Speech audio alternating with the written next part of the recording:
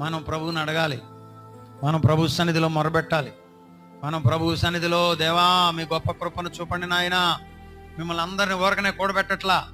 ఆదివారం దేవుని సంఘం కూడుకుంటుందని అపవాది దేవుని మీద కన్నేశాడు. ఆదివారం మీద కన్నేసావో నీ కన్ను పోద్ది. ఇది దేవుని పరిశుద్ధ దినం, యేసయ్య మరణమును గెలిచిన దినం, సంఘము కూడుకుంటున్న దినం, పవిత్రత కొరకు ప్రార్థిస్తున్న దినం, లోకమంతా కూడా దైవ చిత్తాన్ని నెరవేర్చాలని ప్రభువును కొనియాడుతున్న దినం. దేవుని సంఘం కూడుకోవడం అంటే మామూలు సంగతి ఏమి?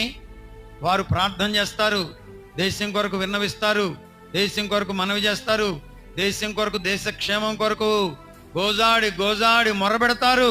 దీన్ని నువ్వు కాదంటే పిల్లలు డ్రగ్స్ దగ్గరికి పోతారు.